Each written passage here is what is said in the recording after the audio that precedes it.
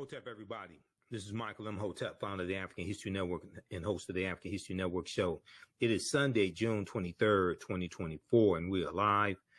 I wanted to come on and talk about my new online history course that is starting up today. I'm getting ready to jump off of here and start teaching this class. It's called Black Resistance Movements from the Haitian Revolution, U.S. Civil War, Civil Rights Movement, and Black Power Movement, 1800 to 1968. So this is an exciting 10-week online course that I'm teaching. I wanted to come on and give you all a brief overview of the class. Okay, so this class focuses in on history from 1800 to 1968 till about 1971 with the start of the war on drugs, declared June 17th, 1971 by Richard Nixon. Okay. And this class focuses on what leads up to the Civil War taking place. What are some of the laws and policies put in place that lead us to where we are right now? We deal with the Jim Crow era, the Reconstruction era, in the aftermath of the insurrection that we saw on January 6, 2021 at the U.S. Capitol. Many leading historians drew parallels between the violence that we saw January 6, 2021 and the Reconstruction era, which is from 1865 to 1877. Okay, the Reconstruction era, right after slavery ended.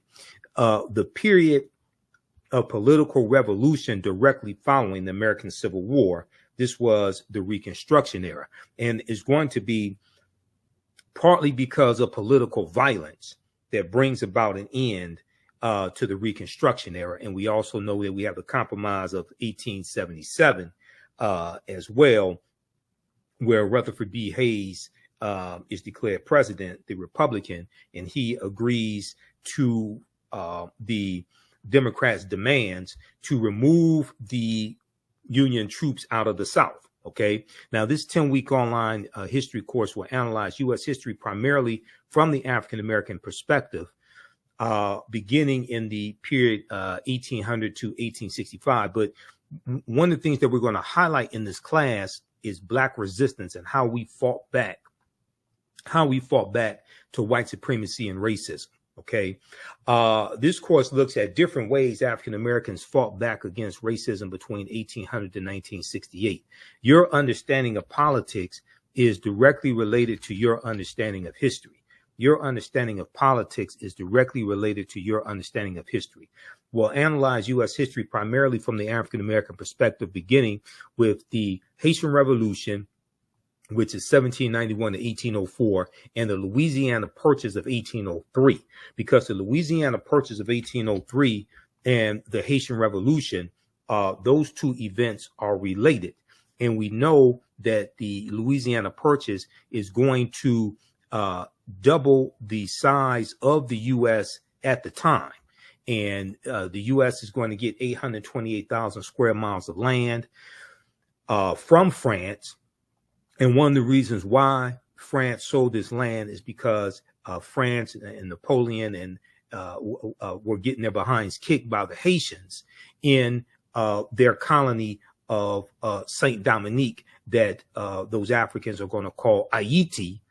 Okay, and then we call it Haiti. And Haiti is the Arawak word for that island nation of Haiti. Okay, this is where that comes from, Haiti. And we talked about this in my class, the class that I taught yesterday, Ancient Kemet, the Moors, and the Ma'afa, Understanding the Transatlantic Slave Trade, where they didn't teach you in school. That Haiti is an indigenous Arawak word, which means mountainous land, So we're going to deal with this history, and then you could trace that history of the island of Hispaniola, or what Christopher Columbus called La Isla Española, the Spanish island, and the word is anglicized to Hispaniola.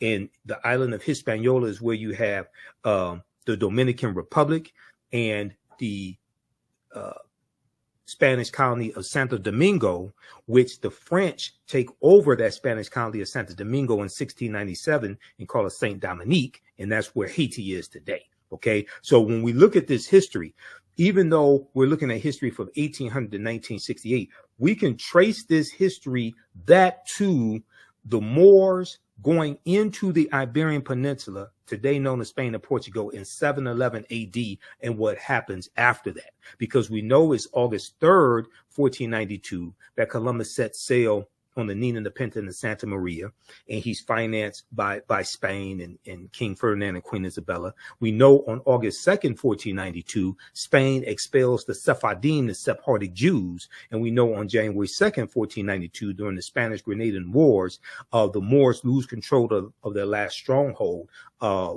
in Spain, which was Grenada. Okay, so we see a chronology of all of this history. And then we see the Louisiana Purchase, which doubles the territory of the United States. The U.S. is going to carve out about 15 states out of that land they get from France. And France did not legally own that land. This is stolen land they got from Native Americans as well as African people who were already here as well. And we know from reading Dr. David Imhotep's book, The First Americans Were Africans, Documented Evidence, we know African people were here in this land we call the United States of America, going back at least 51,700 years ago. Okay, so, this is already a given. Okay, so what we're going to see here in this class is a chronology of this history and what leads to the U.S. Civil War taking place. We'll look at things like the Missouri Compromise of 1820, okay, the Kansas-Nebraska Act of 1854, and after we look at the Mexican-American War, 1846 to 1848, and after the Civil War ends with the, General Robert E. Lee surrenders to General Ulysses S. Grant at Appomattox Courthouse in Virginia, April 9th, 1865. And then you have June 19th, 1865, Juneteenth. But as we will look at in this class, we know that the Emancipation Proclamation did not free the slaves. Okay, the Emancipation Proclamation did not free the slaves. We know that the border states of Maryland, Missouri, Kentucky, and Delaware, they were all exempt from General Order Number 3. Okay, delivered by Major General Gordon Granger. And, we just commemorated Juneteenth, and we should celebrate Juneteenth. But as you saw in the videos from my presentations for Juneteenth 2024, I said that we have to protect the history of Juneteenth and correct the history of Juneteenth. And June 19th, 1865, when those enslaved Africans in Galveston, Texas, got the word that they were freed, that was not the last day of slavery, because Kentucky and Delaware did not abolish slavery until December 18th, 1865. And that is when the 13th Amendment was adopted.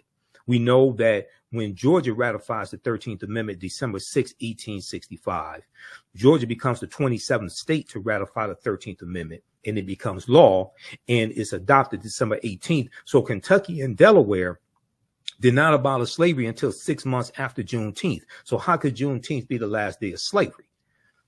Okay, so a lot of these reports that you hear in the media are basically false about Juneteenth. Okay, so we go through and we look at some of these original documents. We look at the U.S. Constitution, Emancipation Proclamation, things of this nature. And the Reconstruction Era is a very, very important period of history that's not talked about a lot in schools. Okay, and Americans, number one, are very ignorant of history, but Americans know very little about the Reconstruction Era as well. You can register for this class because I'm getting ready to jump off here and jump into the class right now at an online school and start teaching the intro to the class. Visit our website, AfricanHistoryNetwork.com, AfricanHistoryNetwork.com. Scroll down past the first online course that I teach, Ancient Kemet, the Moors, and the Ma'afa, Understanding the Transatlantic Slave Trade. You can still register for that class. But this new one right here, Black Resistance Movements, this really ties into the political climate what we see going on in America right now, the backlash against diversity, equity, and inclusion, the resistance against any type of reparative justice or reparations, the attack on voting rights as well, the January 6, 2021 insurrection, which was political violence. All of this is what we see. The seeds of all this during this period of time from 1800 to 1970. Okay, so this 10-week online course, Black Resistance Movements from the Haitian Revolution, U.S. Civil War, Civil Rights Movement, and Black Power Movement. You can register right here for it. Click right here, register for full course. It's on sale, $80. You can register for both classes. We have a bundle pack for $120. It's about a $300 value. There's going to be some bonus content. You're going to get my Juneteenth lecture free when you register for this new class as well, Black Resistance Movements. Okay, so visit our website, AfricanHistoryNetwork.com. and register for it, and we'll see you in class. I want to go back to this PowerPoint presentation. These are some of the actual slides from the class. There are 80 to 100 articles that we look at in this course, and there are numerous slides that I put together for this class as well. There's 2 binders full of articles that I teach, because it's really close to about 100 articles that we look at here. So we go through, we look at the 13th Amendment. Now, contrary to popular belief, people think the 13th Amendment has an exception clause because it says, except as punishment for a crime whereof the party shall have been duly convicted, shall exist within the United States or any place subject to their jurisdiction. So people are under this misconception, oh, well, this is why you have mass incarceration, because of the 13th Amendment. No, that's false, okay? What is the 13th Amendment? What law is the 13th Amendment based upon? The 13th Amendment is based upon what's known as the Northwest Ordinance of 1787. The Northwest Ordinance of 1787 dealt with the Northwest Territory. It dealt with Michigan, Ohio, Indiana, Illinois, Wisconsin, and Minnesota. The Northwest Territory is one of the main reasons why the Northwest Ordinance, I should say, the Northwest Ordinance of 1787 is one of the main reasons why places like Michigan, where I live, had very low levels of slavery, because the Northwest Ordinance basically abolishes slavery in the Northwest Territory.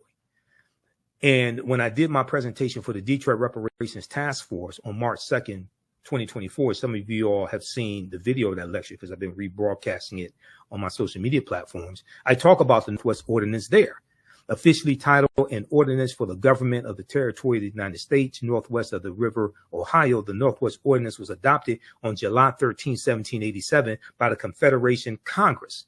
Okay, this is the same Congress. This is who drafts the U.S. Constitution. Okay, in 1787 at the Philadelphia Convention, the Confederation Congress, the one house legislature operating under the Articles of the Confederation. So the Northwest Ordinance chartered a government for the Northwest Territory, provided a method for admitting new states to the Union from the territory, and listed a Bill of Rights guaranteed in the territory. And one of the things that it did was basically forbade slavery. A Bill of Rights protecting religious freedom, the right to a writ of habeas corpus, that means having your day in court before, being convicted, the benefit of a trial by jury, and other individual rights. In addition, the accordance encouraged education and forbade slavery. So this is why, like in 1832, Michigan had in 1830, the U.S. Census showed Michigan only had 32 slaves. In 1773, we know Detroit had 73 slaves. Okay. But after that, in 1787, you're going to see a drastic decline in the number of slaves that the Michigan Territory has. And then Michigan becomes a state in the Union in 1837. And it gets admitted to the Union as a free state.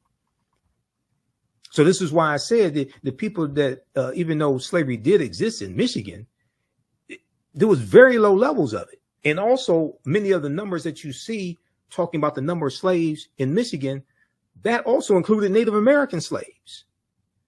And at one point, Native American slaves outnumbered African slaves 3-1. So this is why when we talk about reparative justice, we have to specifically understand the history of the city or state that we're talking about. We can't just run around talking about slavery, slavery, slavery. You owe us $17 trillion. That's not going to work. Yeah, I mean, go watch my presentation. I got deep into this. Okay, so so we go through and take you throughout history. We look at the Reconstruction era, right? The Reconstruction era is not talked about a lot in schools. And there was a excellent article from Time.com, Time magazine, that I use in the class. And it deals with how schools are not teaching about the Reconstruction era. And the Reconstruction era is extremely important to understand because it helps us better to contextualize what is taking place right now. What is taking place right now? The attack on critical race theory, okay? The banning of books that are taking place, especially books dealing with the history of slavery and the civil rights movement, things of this nature. And then you have the initiative to reshape the federal bench, the federal courts, and the U.S. Supreme Court into an ultra-conservative court as well. So we see all this continuation, all these political fights, things like this coming from the Reconstruction era and going into the Jim Crow era. A new report finds that 45 states are failing to teach students about the period that shaped race relations after the Civil War. Now, this is an excellent article from January 12, 2022 by Olivia B. Waxman for Time magazine. And this was basically a year and 6 days after the January 6, 2021 insurrection. In this article, it says in the aftermath of the insurrection a year ago at the U.S. Capitol, many leading historians drew parallels between the violence that we saw January 6, 2021 and the Reconstruction era, the period of political revolution directly following the American U.S. Civil War. So Civil War is 1861 to 1865. Quote, now, Eric Foner is one of the top historians when it comes to the Reconstruction era, okay? Historian Eric Foner said, quote, the events we saw reminded me very much of the Reconstruction era, okay? The events we saw reminded me very much of the Reconstruction era and the overthrow of Reconstruction, which was often accompanied or accomplished, I should say, by violent assaults on elected officials. So whether we have like the Clinton, Mississippi riot of 1875, where President Ulysses S. Grant refused to intervene. He implemented his non-intervention policy, but he intervened in 1871 using the Ku Klux Klan Act of 1871, and he cracked down on Ku Klux Klan activity in South Carolina. He declared martial law in 9 counties in South Carolina, and this is after Congress passed the third of the enforcement acts, and this one is section 241 of U.S. Code, is known as the Ku Klux Klan Act of 1871.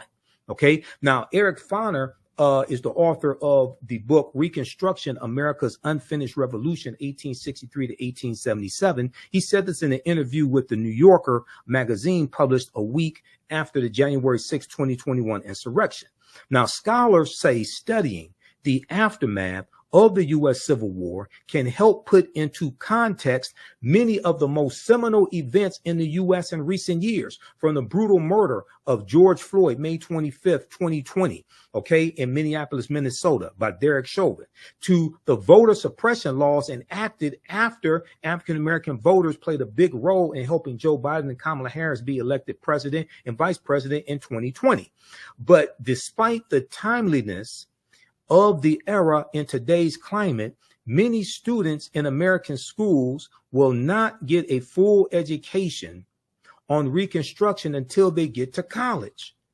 But majority of them are not going to go to college. The Reconstruction era, understanding this is why I when I talk about Juneteenth, I say we can't deal with just one day in history.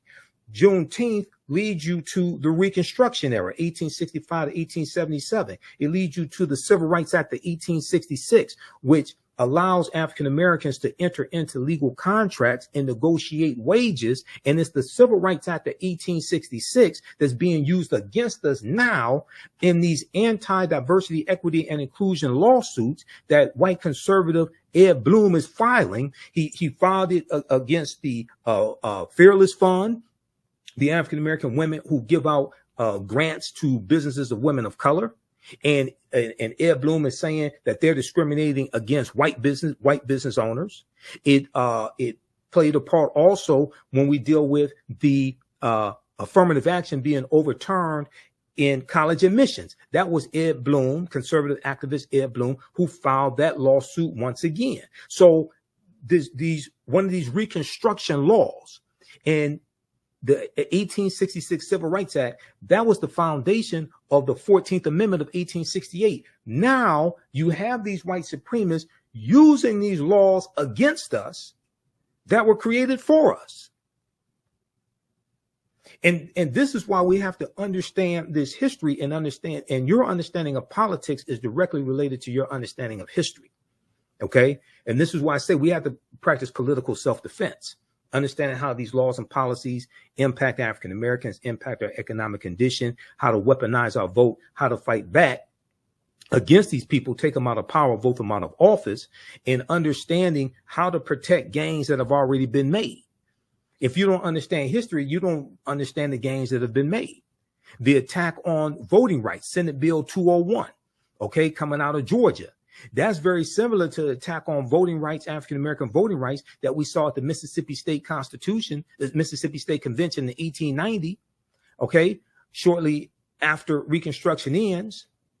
And they're rewriting the Mississippi State Constitution to oppose poll taxes and literacy tests, to suppress, it was specifically designed to suppress the African-American vote. There's an excellent article from the Washington Post called "The Mississippi Plan to Keep Blacks from Voting in 1890. Quote, "We came here to exclude the Negro," end quote. Now, that quote, "We came here to exclude the Negro," is a direct quote from Solomon Saladin Calhoun, who was the white county judge who presided over the Mississippi State Convention. And he said, "Let's tell the truth if it bursts the bottom of the universe. We came here to exclude the Negro. Nothing short of this will answer." Because African Americans were the majority of the population in Mississippi, and we were the majority of the voters. Okay. So they're trying to take back power. They imposed, the delegates eventually adopted a literacy test and a poll tax geared to suppress the black vote in a state with a black majority. The Mississippi Plan became the model throughout the South, part of a raft of racially oppressive Jim Crow laws that ended Reconstruction. What you're going to see is other states adopt similar laws. South Carolina, 1895, Louisiana, 1898, Alabama, 1901. You're going to see Georgia, Oklahoma. It's the same thing that happened after Senate Bill 201 passed. Okay. Out of Georgia. Other states, especially many of these former Confederate states, they started passing similar bills. Okay. And what are they doing? They're cracking down on mail-in ballots, okay? And they're trying to find ways to suppress the votes of African Americans, Latinos, Asian Americans, white college students as well. It's not just targeting African Americans. We are the main target, though, because we have historically been targeted, because there has always been a fear of African American political power in this country.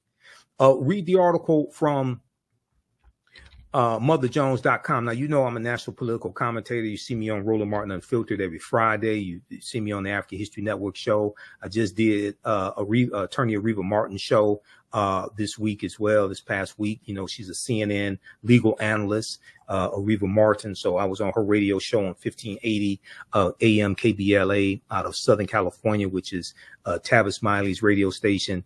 I did the Carl Nelson show on WOLB Baltimore, Radio 1. I did his show on Monday, June 17th. We dealt with Juneteenth history and politics and the 2024 presidential election, etc.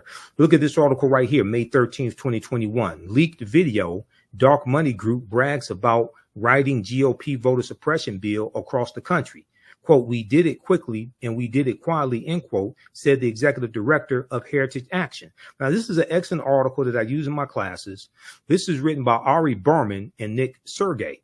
Ari Berman used to write for thenation.com, and during the 2016 presidential election, Ari Berman wrote a series of articles dealing with the voter suppression that was taking place during the 2016 presidential campaign. And he has one article that deals with how there are 868 fewer polling places to vote at in the 2016 campaign. That's a direct result of Shelby County versus Holder, U.S. Supreme Court case of 2013, which gutted Section 5 of the 1965 Voting Rights Act. Well, the reason why you needed the 1965 Voting Rights Act is because of what happened in Mississippi in 1890 at the Mississippi State Convention, and what happened in Florida in 1889 when Florida was the first state to have poll taxes, and what happened in South Carolina, in Georgia, in Alabama, when they rewrote their state constitutions. This is why you needed the 1965 Voting Rights Act. And you've had white supremacists who've been trying to weaken the 1965 Voting Rights Act or revoke it altogether, basically since it was implemented. So quickly here, when we look at this piece from Mother Jones, okay, how many of you all know this? Senate Bill 201 was crafted by Heritage Action for America. Here's what happened. In a private meeting last month with big money donors, the head of a top conservative group boasted, I want everybody to see this. We're going to zoom in on this. The head of a top conservative group boasted that her outfit had crafted the new voter suppression law in Georgia and was doing the same with similar bills for Republican state legislators across the country. They did it with Senate Bill 201 in Georgia, and they did it with other similar bills in Republican state legislators across the country. Quote, in some cases, we actually draft them for them, end quote, she said, or we have a sentinel on our behalf, give them the model legislation so it has that grassroots from the bottom up type of vibe, end quote. The Georgia law had, quote, 8 key provisions that Heritage recommended. Jessica Anderson, the executive director of Heritage Action for America, a sister organization to the Heritage Foundation, told the foundation's donors at an April 22nd gathering in Tucson, Arizona, in a recording obtained by the watchdog group documented and shared with Mother Jones. Those included policies severely restricting mail ballot drop boxes, preventing election officials from sending absentee ballot request forms to voters, making it easier for partisan workers to monitor the polls, preventing the collection of mail ballots, and restricting the ability of counties to accept donations from nonprofit groups seeking to aid in election administration. Okay, now this law was signed into law by Georgia Governor Brian Kemp, and when he signed it, he was in a room with all white men. And he's sitting down at the desk, and above him is a painting of a slave plantation. Go research this when they did this, okay? But check this out. It gets deeper. Do you know who the Heritage Foundation is? The Heritage Foundation is an right-wing conservative think tank, and they're the ones who engineered Project 2025. The Heritage Foundation. Have you heard about Project 2025? All of this stuff, all the history and politics is connected. This is what we deal with in this class. This is why I had to create this class, because the first course that I teach, Ancient Kemet, the Moors, and the Ma'afa, Understanding the Transatlantic Slave Trade. So we deal with history going back thousands of years and deal with what leads up to the transatlantic slave trade. And we deal with the transatlantic slave trade, like, globally, and then deal with it here in the U.S. And, you know, we leave off like in the early 1800s.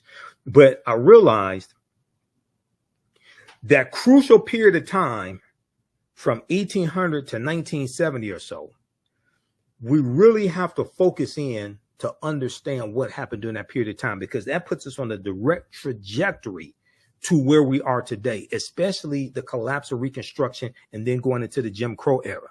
We look at the Lily White movement in 1928, which was the effort of Republicans to push African Americans out of the Republican Party, going back to 1928, when Republicans appealed to Southern segregationist Democrats in 5 former Confederate states to get them to vote for Herbert Hoover, who was the 1928 Republican candidate for president, and Herbert Hoover won.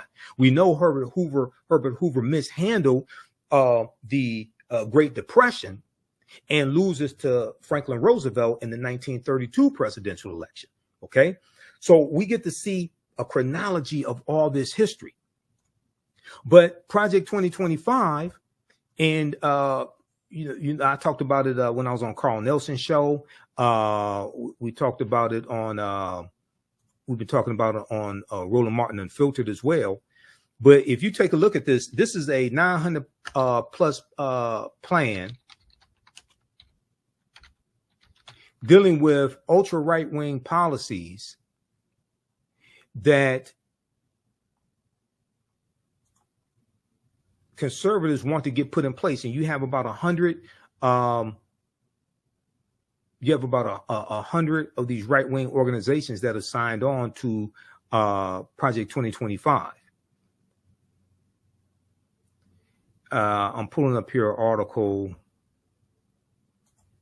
Okay, now there's numerous articles on this. Here's one from USA Today. If you haven't heard about Project 2025, you got to go research this. What is Project 2025? The Presidential Transition Project Explained. Now, this is from June 10th, 2024 from USA Today. This deals with giving more power to the president. This deals with getting rid of the Department of Education. This deals with the nationwide ban on abortion. This deals with weaponizing the Department of Justice as well. I mean, this stuff is deep. This deals with politicizing federal employees and getting rid of thousands of federal employees and implementing a loyalty pledge as well to be a federal employee. What is Project 2025? The Presidential Transition Project Explained. This is from the USA Today.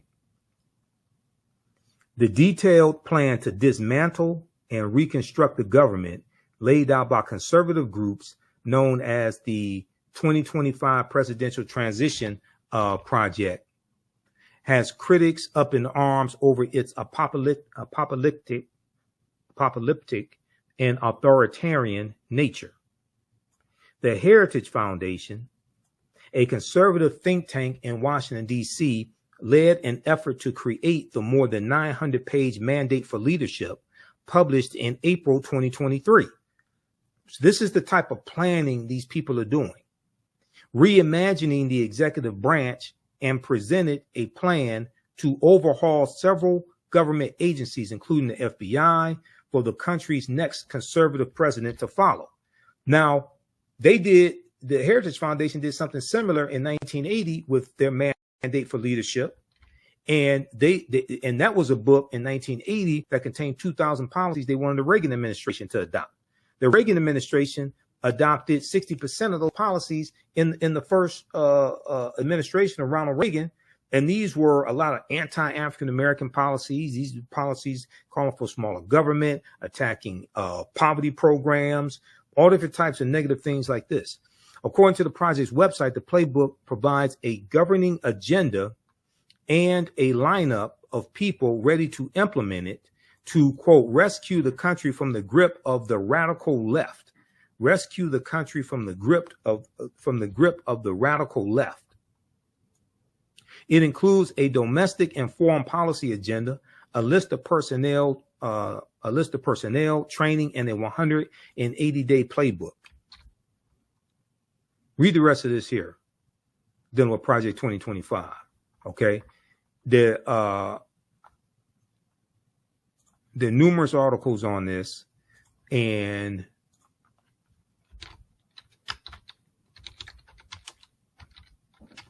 let me pull up something here. This is one from, let's see.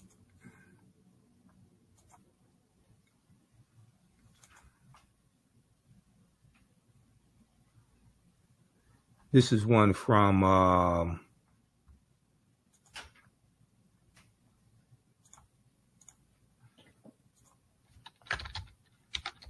I'm not going to pull up that one. That's a video.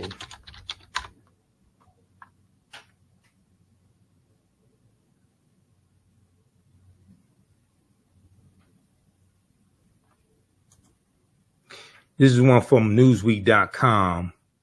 Now, this is the ex-Republican National Committee chair. This is Michael Steele, who's African-American.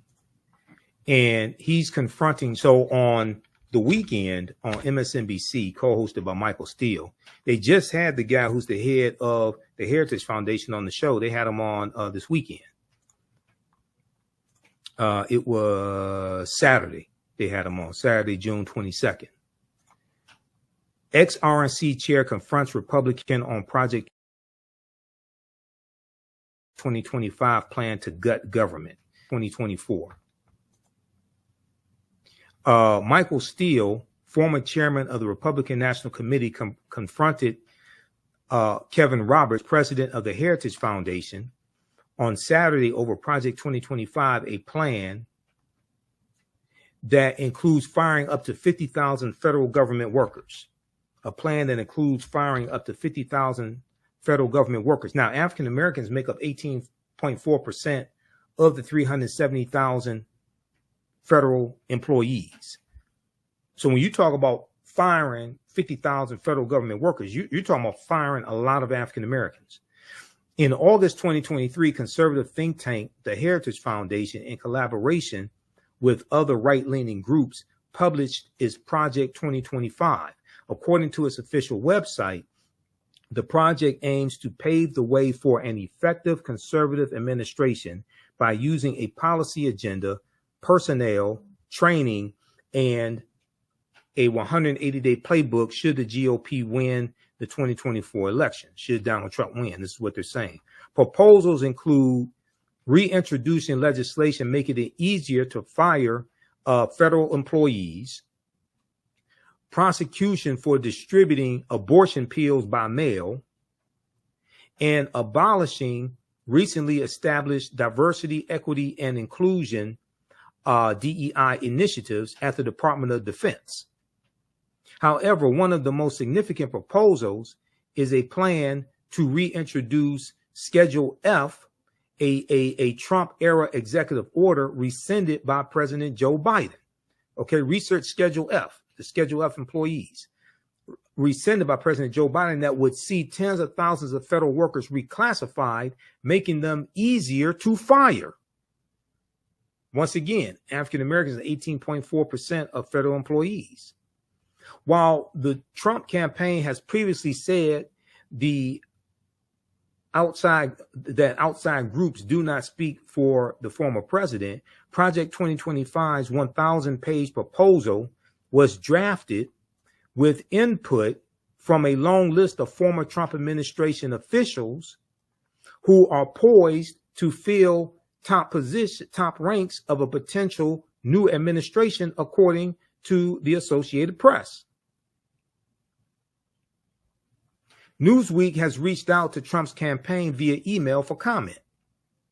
Now, during Saturday's MSNBC's The Weekend, former RNC chair Michael Steele, who is African-American and the co-host of the program, he discussed the specific proposal of replacing federal workers, asking Kevin Roberts, a Republican and the head of the Heritage Foundation, about who will be replacing them, Quote, talk to us about what that looks like if Heritage is calling for removing 50,000 federal employees. Who are you replacing them with, and where do they come from? I suspect a lot of those people you are talking about have been in the federal service for a long time and served not just Republican administrations, but also Democratic administrations, Michael Steele said. Kevin Roberts mentioned political contributions as he claimed federal workers contribute to the Democratic Party. See, what they want to do is they want to go through and weed out federal employees, and they only want federal employees who will be loyal to Donald Trump. And that's not how federal employees work. Federal employees are not loyal to a president. They are employees that serve the country. They stay there for 20, 30, 40 years. They serve many presidents. They're not there to serve a president. What I mean is they serve under many presidents. They're not there to serve a president. They're there to serve the country, but they work under many presidential administrations. They're not there to be loyal to one person. That's not how this works. Quote, they have, and 95% of them who give political contributions give them to the Democratic Party. Kevin Roberts said, the head of the Heritage Foundation, they can donate to whoever they want to. You can be a federal employee and make political donations. You have a right to do that. However, Michael Steele interjected and asked, quote, so you're going to fire someone because they wrote a check to a Democratic candidate? Kevin Roberts continued by doubling down on the efforts to replace civil servants, calling them unelected bureaucrats. Quote, now we're going to fire someone. He said, no, quote, no, we're going to fire someone, and the number needs to be more than 50,000. More than 50,000 people, considering there are more than 2 million federal employees because of over the last century, the radical left has seen the administration state as the fourth branch of government. They're unelected bureaucrats, but ultimately we have to devolve power from the imperial city of Washington back to the people. You listen to this guy. This guy sounds crazy as hell. Go to MSNBC.com. Go to the weekend, watch the interview that they did, that the TV, not the pop artist, The Weeknd, not him, the political show on MSNBC, The Weeknd. Okay, with Michael Steele and Simone and Menendez. Okay, go watch that. They interviewed Kevin Roberts Saturday, June 22nd, 2024. This dude sounds like a Trump bobblehead, full of conspiracy theories. And he's the head of the Heritage Foundation. This is the organization that created Project 2025. Not only that, the 226 federal judges that Donald Trump got confirmed, and the 3 Supreme Court judges, those judges came from lists submitted to him from the Heritage Foundation and the Federalist Society. Go research that.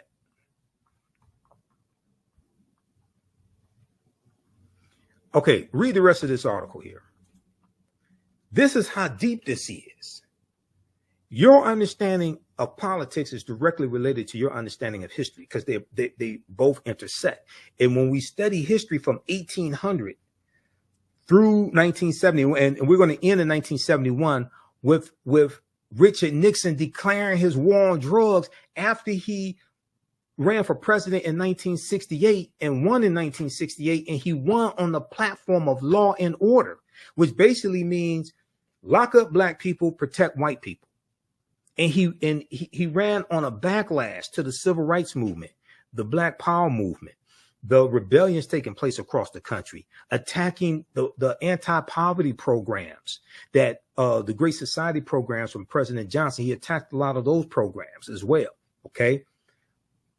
So so how do you all like this type of information? Give us a thumbs up, give us a heart, give us a like. This is a very, very timely class, and this helps you to better understand what's taking place in the country right now, dealing with politics, news events, people reclaiming the Confederacy. We just did a story on Roland Martin Unfiltered where 2 schools in Virginia just voted to rename the schools after Confederate heroes because they changed the names of the schools in 2020 when you had a racial reckoning taking place in this country because of the killing of George Floyd. Now you see a recalibration. Now you see people trying to go back to the way it was because they want to hold on to white supremacy. You have a lot of people that want to hold on to the Confederacy. We're going to deal with the Confederacy in the class, but nations don't name schools and don't have monuments honoring traitors to that nation. The Confederacy, these were traitors who committed treason based upon Article 3, Section 3 of the U.S. Constitution. The U.S. Constitution defines treason. And they committed treason based upon Article 3, Section 3 of the U.S. Constitution. Now, a minute ago, I talked about the Ku Klux Klan Act of 1871. Okay, it was actually passed in 1871, right? How many people know that Traitor-in-Chief Donald Trump is being criminally prosecuted right now by special counsel Jack Smith using Section 241 of the U.S. Criminal Code? And Section 241 is the Ku Klux Klan Act of 1871. It's actually 1871, not 1870. How many people know this? Read this article here, okay? And once again, this is an example of how we see history and politics coming together and how historical events shape policy and laws, and then laws shape historical events. This all happened during the Reconstruction Era, 1865 to 1877. Read this article from the Washington Post. Trump is charged under civil rights law used to prosecute KKK violence. Trump is charged under civil rights law used to prosecute KKK violence. The provision was originally adopted in 1870 and was intended to protect the newly codified rights of Black citizens after the Civil War. Well, it was the U.S. Department of Justice that was actually prosecuting these Klansmen. And the U.S. Department of Justice was created in 1870 largely to enforce the new rights of African Americans. That's during Reconstruction. Now, how many people learned all this in school? Okay? How many of your children are learning this in school? So then when you see this is why if you see me in Roland Martin Unfiltered and on the African History Network show, I tell you, the work that Kristen Clark is doing in the Civil Rights Division of the Department of Justice, the work that Merrick Garland is doing, because the prosecution, the investigation, number one, and the prosecution of the January 6, 2021 domestic terrorists, that is the largest investigation the U.S. Department of Justice has ever done since they were created in 1870. And one of the main reasons why those domestic terrorists attacked the U.S. Capitol is because 16.9 million African Americans voted for Joe Biden and Kamala Harris. And then the day before that attack, January 5th, 2021, you had the special election in Georgia, once again, Georgia, and Senator Raphael Warnock won his election. Okay, the African-American senator, he won his election.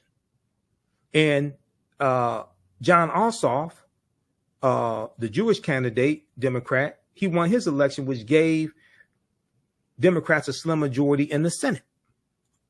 So there was a lot of racial animus that was driving this hatred that we saw explode in Reconstruction-like era violence and them assaulting over 140 police officers Yet Donald Trump says he loves police officers and he backs the blue. But he sat there for 187 minutes in the White House watching it on television and did absolutely nothing.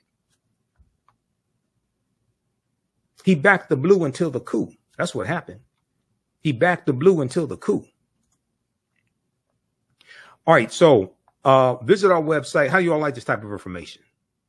Who still needs to register for this online history course? I'm about to get out of here and jump into the class and start teaching this class. Visit our website, AfricanHistoryNetwork.com, AfricanHistoryNetwork.com. Scroll down. We have my new Juneteenth lecture there. It's a 3-hour lecture. If you register for this class, you're going to get the Juneteenth lecture in digital download format. Okay. But you can order it in DVD or digital download format. You can register for the first class I teach, Ancient Kemet, the Moors, and the Ma'afa, Understand the Transatlantic Slave Trade, what they didn't teach you in school. Now, we do the sessions live. All the sessions are archived and recorded. You can go back and watch these anytime. So even after the course is over with, you can still go back and watch the class. Okay.